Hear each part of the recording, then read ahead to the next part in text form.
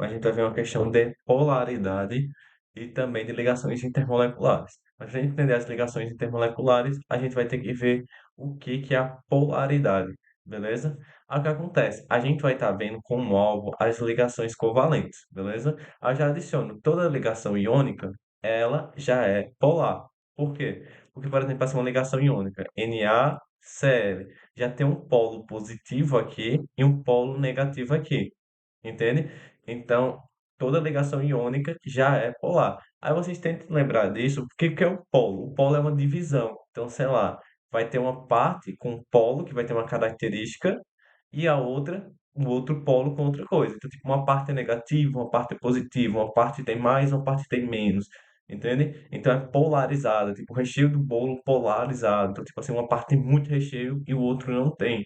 Então lembra, polarizado é uma relação é uma relação com polos, diferenças de concentrações, diferença de algo. Então, quando a gente vai falando da ligação iônica, a gente sabe que todas são polares. E a ligação covalente, ela vai depender. Vão ter ligações covalentes polares e vão ter ligações apolares. Aí o que vai definir essa questão de polaridade? Vai ser quais são os elementos químicos ligados entre si. Porque, por exemplo, aqui o HCl vai ter o hidrogênio e o cloro. Então, toda ligação covalente que tiver elementos químicos diferentes, elas vão ser polar. E os que tiverem o mesmo elemento químico vão ser apolar, ou seja, não tem polos. Aí o porquê acontece isso? É por conta de uma propriedade periódica que é eletronegatividade. Então, o que vai ser a eletronegatividade? Vai ser a capacidade de atrair os elétrons para si, beleza? Não é arrancar em si, é atrair os elétrons. Então, o que acontece? Os elementos que tiver a maior eletronegatividade, como por exemplo é o flúor, eles vão ter uma capacidade de puxar os elétrons mais para ele. Aí ele vai crescendo assim, ó, da direita para a esquerda. Então o flúor é mais eletronegativo que o oxigênio, que é mais eletronegativo que o nitrogênio, que é mais negativo que o cloro. E tem um macetinho para lembrar isso, que é fui ontem no Clube Brasil e saí correndo para o hospital. Então vocês podem memorizar a fila de eletronegatividade por meio disso. Aí o que vocês podem saber? Porque, por exemplo, assim, o que isso quer dizer? O hidrogênio, ele tem uma eletronegatividade menor do que o cloro. Porque se você perceber o cloro, ele está aqui e o hidrogênio está lá no final. Então, quando a gente vê o cloro, a gente sabe que tem 7 elétrons na camada de valência, enquanto que o hidrogênio tem um. Aí eles vão fazer uma ligação covalente, porque cada um precisa de um para atender a regra do octeto. Agora, a do hidrogênio é ter 2 e não 8. Então, numa ligação covalente, eles ficariam assim. Só que acaba se tornando um polo nisso. Então, antes da ligação ficar assim, a ligação acaba ficando mais assim, ó. Os elétrons vão ficar mais próximos do cloro. Aí eles estão compartilhando os elétrons, estão sim, mas esse elétronzinho aqui, ó, ele vai ficando mais perto do cloro do que o próprio hidrogênio. Então é como se aqui tivesse uma carga aparente. E aqui vai ficar positivo e aqui vai ficar negativo. É uma carga aparente. O elétron ainda continua sendo hidrogênio, ainda estão dividindo, mas ele está mais próximo do cloro. Por quê? O cloro ele é mais eletronegativo, então ele tem uma capacidade de puxar os elétrons mais para ele, perto, quando estiver numa ligação. Então isso gera um polo. Por isso a gente diz que a ligação de HCl é polar. Então toda vez que eu tiver elementos diferentes, eles vão ter eletronegatividades diferentes e, portanto, vão ter já uma questão de ligação polar. Agora, se eu boto um hidrogênio com hidrogênio, vai ser uma ligação apolar. Não vai ter uma parte positiva, uma parte negativa. Por quê? A eletronegatividade é a mesma. Então, esse átomo de hidrogênio puxa para cá e esse átomo de hidrogênio puxa para cá. Só que eles puxam com a mesma força. Então, os elétrons ficam equilibrados. Então, eu não vou girar um polo. Então, por isso, a gente diz que a ligação vai ser apolar. Então, Cl2, H2, O2 tem o mesmo elemento químico na molécula. Então a ligação é apolar. E aqui é polar porque são diferentes, beleza? Algo acontece, só esquematizando aqui para vocês, que o quê? A gente está falando de ligação polar, mas uma coisa é diferente. Existe ligação e existe molécula. Ligação é diferente de molécula. Então, quando perguntar lá, tome muito cuidado. Se você perguntar, a ligação é polar? Pode ser, mas pode ser que a ligação seja polar, mas a molécula seja apolar. Então, por exemplo, olha o CO2. Isso aqui você tem que saber de geometria. Então, por exemplo, assim, o CO2 ele vai ter uma geometria linear, entende? Já que aqui, ó, vão ser duas duplas. Mas isso aí vocês verem separados para conseguir compreender isso. Aí o que acontece? Como o CO2 tem uma geometria linear, eu não posso escrever o átomo de CO2 assim como é o da água, eu tenho que escrever sempre dessa forma. Ah, e por que isso é importante? Para a gente ver o resultante do momento dipolar. Vai ter um pouquinho de vetor aqui, mas é o quê? Vamos pensar. Quando a gente enxerga aqui, quem é mais polar? O oxigênio ou o cloro? O oxigênio. Porque quem é mais eletronegativo, quero dizer. Porque ó, o oxigênio está aqui no finalzinho, enquanto que o carbono, onde ele está? Então, o oxigênio ele vai puxar os elétrons para ele. Então, perceba aqui, ó, que eu botei uma setinha aqui, ó, em direção ao oxigênio. E aqui uma setinha em direção ao oxigênio. Então, a ligação aqui, ela vai ser polar, porque é entre um oxigênio e um carbono. É uma ligação dupla entre dois elementos diferentes. Então, a ligação é polar. Mas se você perceber, esse oxigênio puxa para a esquerda e esse oxigênio puxa para a direita. Então é como se equilibrasse. Então eu consigo anular esses dois vetores. Então a molécula, ela vai ser apolar, mas a ligação vai ser polar.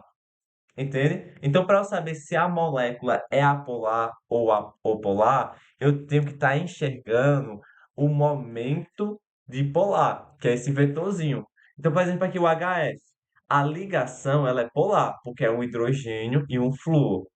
O flúor é mais eletronegativo, é o mais eletronegativo que a gente tem.